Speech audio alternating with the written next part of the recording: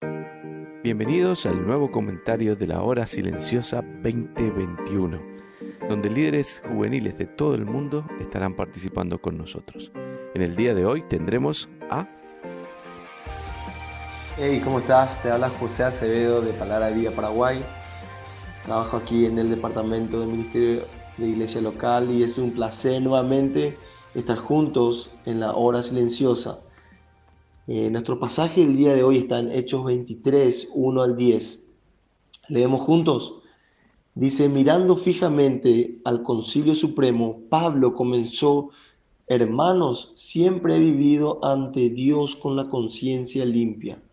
Al instante, Ananías, el sumo sacerdote, ordenó a los que estaban cerca de Pablo que lo golpearan en la boca. Pero Pablo le dijo: Dios te golpeará a ti, hipócrita corrupto. ¿Qué clase de juez eres si tú mismo infringes la ley al ordenar que me golpeen así? Los que estaban cerca de Pablo le dijeron: ¿Te atreves a insultar al sumo sacerdote de Dios?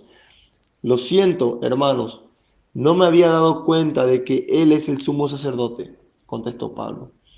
Porque la Escritura dice: no hables mal de ninguno de tus gobernantes. Versículo 6 dice: Pablo se dio cuenta de que algunos miembros del Concilio Supremo eran saduceos y que otros eran fariseos.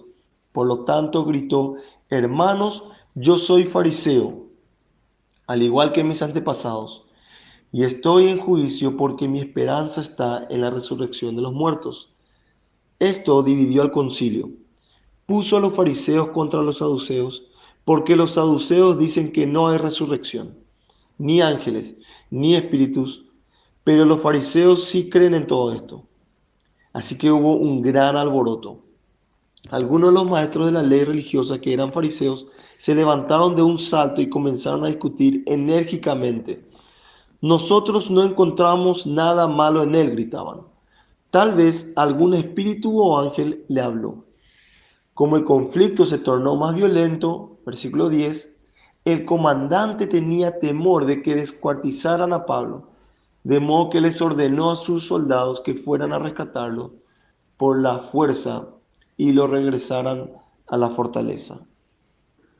Vemos que el tribuno de la guarnición romana en Jerusalén convocó al Sanedrín, al Tribunal Supremo de Israel, para una reunión a fin de determinar la naturaleza exacta de las acusaciones contra Pablo. Ahora, la acusación de los judíos de Asia que habían causado los disturbios del día anterior era que Pablo había metido a unos gentiles en el templo y estaba enseñando en contra del judaísmo. En esta reunión delante del Sanedrín, esas acusaciones nunca se mencionaron. Pablo tomó control de la dirección de su propio juicio y empezó con una fuerte declaración diciendo: soy inocente. Vemos que mientras Pablo hablaba, el sumo sacerdote Ananías, ¿verdad?, manda a que le peguen a Pablo en la boca. Ahora, estaba prohibido maltratar a las personas ante el juicio. A Pablo no le habían acusado oficialmente ni lo habían encontrado culpable. La ley también decía que golpear a un compatriota israelita era un ataque contra la gloria de Dios. Y Pablo le dice: a usted también lo va a golpear Dios. Pablo le profetiza lo que Dios iba a hacer con él. Esto empezó unos años más tarde, cuando fue desposeído de su cargo el sumo sacerdote Ananías. Y continuamos leyendo, vemos que en el versículo 6 al 9 hay una verdad que le volvió loco a los del Sanedrín. Estas 70 personas que constituían no solamente fariseos, no solamente saduceos, sino que otras personas que están compuestos por sumos sacerdotes, funcionarios de la ciudad y representantes de los fariseos, saduceos y los herodianos. Escucharon algunas palabras que Pablo utilizó para poder ponerse uno en contra de otro. Pero Pablo no es que utilizó estas palabras como para solamente ganar una ventaja, sino que la utilizó porque eran la verdad.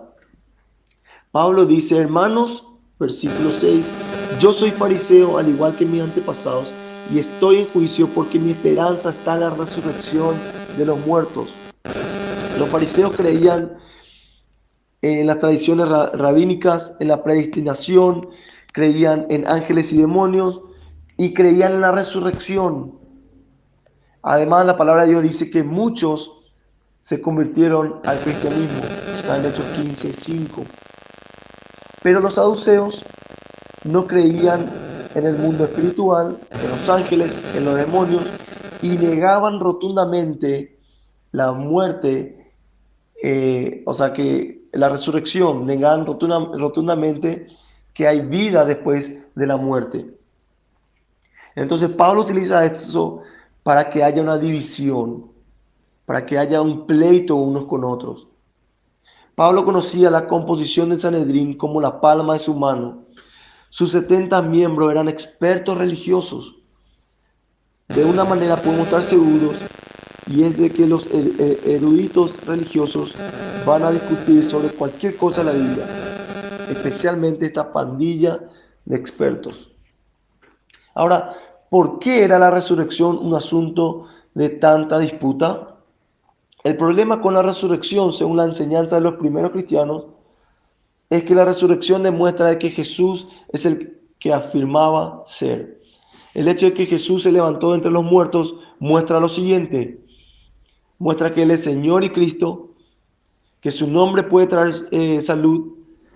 La salvación no la encontramos en ninguna otra parte. Jesús es la piedra angular de todo lo que Dios está haciendo.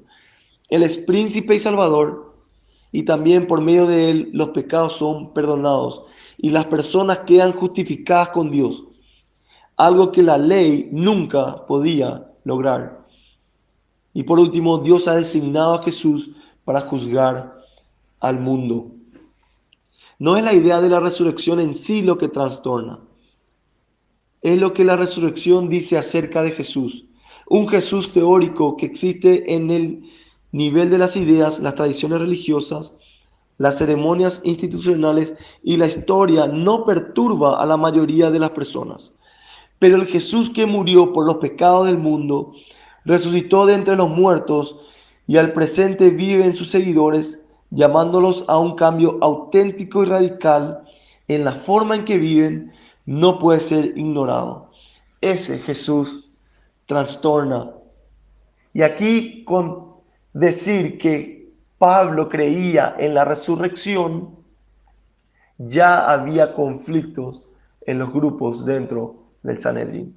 No podían juzgarle, no podían hablar más del tema. Hubo un alboroto, le querían pegar, algunos le querían pegar a Pablo, seguramente eran los saduceos, y los fariseos me imagino que le querían defender, y había todo ahí discusiones, y no se llegó al objetivo. ¿Saben por qué? Porque la verdad trastorna. La verdad trastorna. Querido hermano, hermana, ¿estás diciendo la verdad? ¿Estás compartiendo la verdad independientemente al resultado? Quizás vamos a recibir burlas, vamos a recibir cierto tipo de ofensas, pero te animo que en el día de hoy puedas decir la verdad, cueste lo que cueste. Que tengas un bendecido día y Dios te bendiga.